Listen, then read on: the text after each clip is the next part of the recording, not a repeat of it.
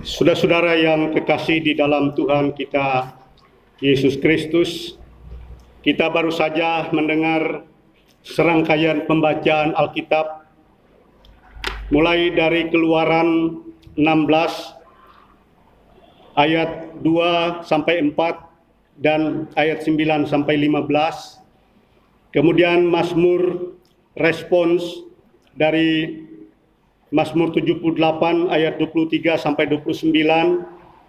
Kemudian surat Paulus kepada Efesus pasal 4 ayat 1 sampai 16 dan terakhir Injil menurut Yohanes pasal 6 ayat 24 sampai ayat 35. Saudara-saudara yang kekasih dalam Tuhan, ibadah kita pagi ini di bawah bimbingan tema bekerjalah untuk makanan yang tidak binasa. Saudara-saudara kekasih Tuhan, di dalam Injil Yohanes pasal 6 ayat 24 sampai 35 tadi kita sudah mendengar bahwa banyak sekali orang yang mencari-cari Yesus. Banyak orang kemana saja Yesus pergi atau Yesus menghindar untuk beristirahat, mereka pergi ke sana untuk menemui Yesus. Saudara-saudara kekasih Tuhan, Yesus sudah beberapa kali melakukan pekerjaan-pekerjaan mujizat. Termasuk Yesus memberikan makan kepada ribuan orang hanya dengan 5 roti dan 2 ikan. Yesus dengan perbuatannya itu menjadi terkenal, dan orang-orang yang sudah pernah menemui dia, melihat perbuatannya yang ajaib itu, kembali mengikuti dia, mencari dia. Demikian pula orang lain yang baru mendengar pekerjaan dahsyat dari Yesus itu, mereka juga datang berduyun-duyun untuk mencari Yesus, untuk berjumpa dengan Yesus. Saudara-saudara kekasih Tuhan, Yesus tahu, Yesus mengerti apa sebenarnya membuat mereka datang berduyun-duyun mencari dia. Yaitu karena dia mampu memberi makan kepada ribuan orang hanya dengan 5 roti dan 2 ikan. Dan orang-orang pun ingin menikmati hidup di mana rasa lapar dan dahaga dihilangkan dari kehidupan mereka. Dan oleh sebab itu mereka ingin bersama-sama dengan Tuhan Yesus. Tetapi Tuhan Yesus sebenarnya dari pemahamannya tentang maksud dan tujuan orang-orang mencari dia itu, dia ingin menyadarkan mereka bahwa sebenarnya mereka jangan hanya mengerti rotinya saja, jangan hanya mencari rotinya saja yang bisa menghilangkan rasa lapar perut mereka.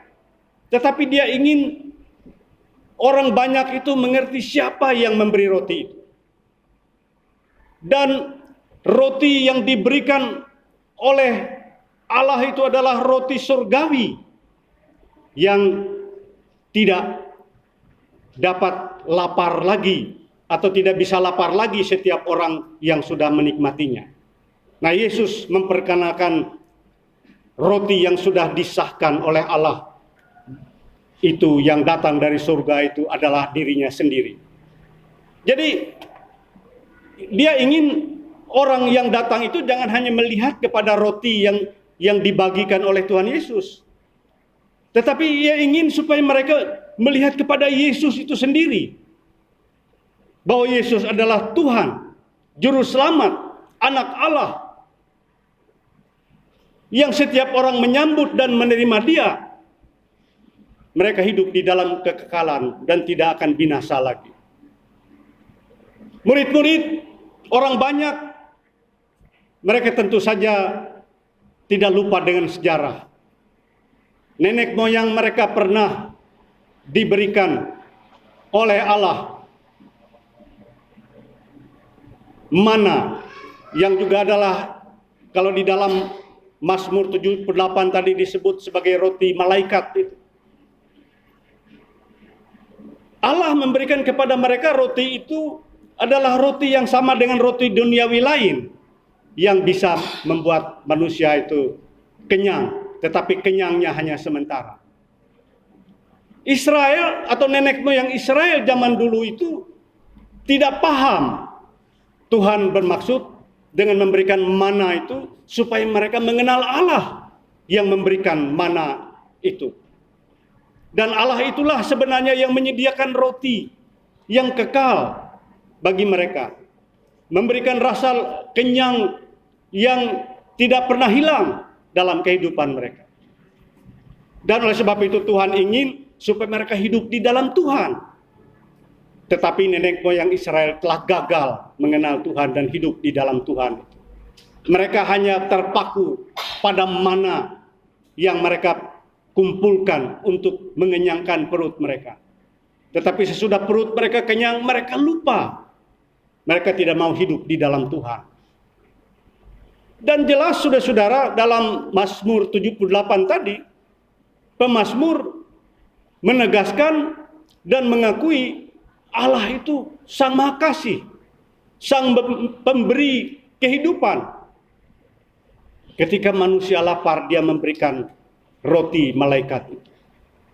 Tetapi sekali lagi dalam gelombang kehidupan umat Israel seperti yang digambarkan oleh pemazmur itu, tidak selalu mereka dalam keyakinan dan ketaatan seperti itu. Seringkali mereka gagal juga untuk hidup di dalam Tuhan. Oleh sebab itu saudara-saudara, Yesus mengingatkan kembali umat itu. Baik murid-muridnya maupun murid-muridnya yang lain yang sudah mengikuti Dia, maupun orang banyak yang mengejar-ngejar Dia, supaya mereka jangan hanya bekerja untuk roti yang sementara saja. Jadi di situ digambarkan bahwa mereka datang kepada Yesus itu mereka bekerja. Mereka datang kepada Yesus dimanapun Yesus mengajar, mereka sedang bekerja mencari roti.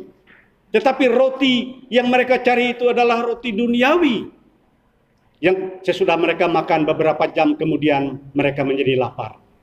Yesus ingatkan mereka, carilah, bekerjalah, carilah roti yang tidak membuat kami lapar.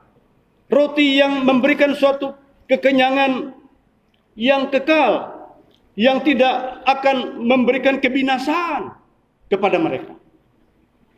Tetapi roti yang datang dari surga.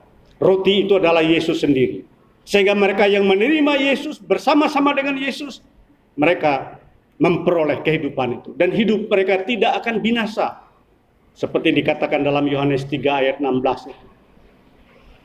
Jadi orang yang bekerja untuk roti yang tidak membuat binasa itu adalah orang yang percaya, orang yang beriman, orang yang menerima Yesus.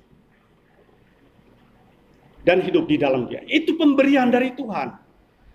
Dari Allah kepada manusia.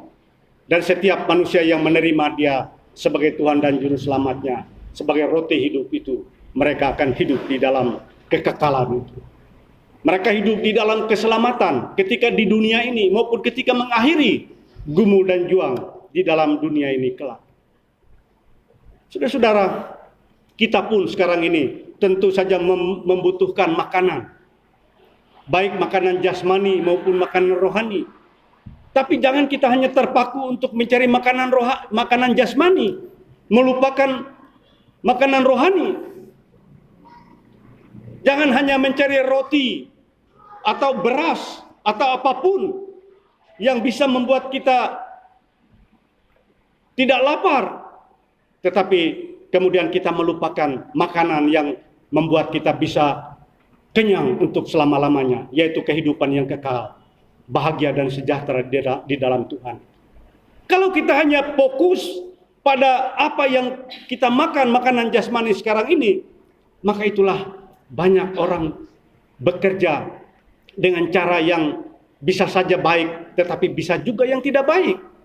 Karena yang penting bagi dia adalah bagaimana mendapatkan makanan jasmani itu. Kita lihat saja sekarang ini, di tengah-tengah masyarakat dimanapun, termasuk di tengah-tengah masyarakat bangsa kita ini. Karena orang melupakan makanan yang membuat dia tidak binasa itu. Dia hanya fokus pada makanan jasmani saja. Dengan cara-cara yang tidak halal pun dikerjakan untuk mencari makanan itu. Dan kita lihat saja, orang-orang yang sebenarnya sudah punya makanan berlebihan, dia ingin makanan yang lebih banyak lagi. Sampai anak cucunya, generasi keberapa. Karena dia pikirnya hanya masalah makanan jasmani. Maka tidak jarang kita menonton peristiwa-peristiwa orang yang sudah makanannya banyak karena ingin banyak, sampai kena operasi tangkap tangan KPK. Atau orang yang kecil-kecilan misalnya merampok, mencuri, menjambret dan sebagainya. Itu semua karena pikiran terfokus pada makanan yang sementara memberikan kekenyangan.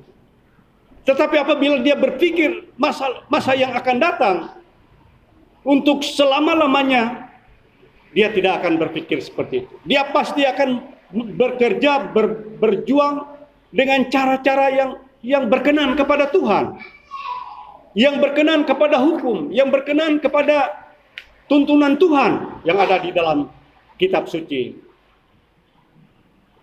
Memang makanan jasmani itu perlu. Selama kita hidup di dunia ini, bohong kalau kita tidak perlu makanan jasmani. Tetapi kita tidak cukup dengan makanan jasmani, melainkan kita memerlukan makanan jasmani dan rohani. Makanan yang bisa membawa kita sampai kepada keselamatan yang kekal. Ialah Yesus Kristus, roti yang hidup. Dan saudara-saudara, di dalam Efesus pasal 4 tadi, diingatkan juga kita sebagai gereja, sebagai kumpulan orang-orang percaya, rapi tersusun, dipimpin oleh Yesus, bagaimana kita juga dituntut untuk bekerja, berbuat, dan melayani, untuk ikut serta mewujudkan kesejahteraan, keadilan, dan kedamaian dimanapun kita berada. Agar di mana orang yang masih belum bisa menikmati makanan jasmani itu, kita yang memiliki kelebihan bisa berbagi kepada mereka, sehingga mereka pun bisa menikmati makanan jasmani itu. Dan mereka pun lalu terhindar dari pikiran untuk menghalalkan segala cara bekerja dan berjuang untuk yang tidak baik dan tidak benar. Jadi kita berbuat sekecil apapun untuk orang lain, itu menghindarkan mereka dari perbuatan-perbuatan tercela juga. Karena banyak orang mengatakan perbuatan keji dan jahat itu bermula dari perut yang lapar. Tetapi perut yang kenyang itu membuat orang bisa berpikir positif. Tetapi bila mana kita sudah mempunyai banyak untuk makanan jasmani itu, janganlah kita menjadi seperti orang yang seolah-olah hidup ini hanya ketika ada di dalam dunia ini saja. Lalu mereka tidak mempersiapkan makanan rohani untuk masa depan yang lebih baik, untuk hidup di dalam rumah Bapa di surga itu. Jadi saudara-saudara kekasih Tuhan, mari kita sebagai anak-anak Tuhan yang bersatu di bawah pimpinan Tuhan Yesus ini, kita peduli kepada orang lain. Sehingga dengan demikian kita betul-betul bekerja dalam hidup kita ini untuk makanan yang tidak binasa. Tuhan Yesus memberkati kita semua. Amin.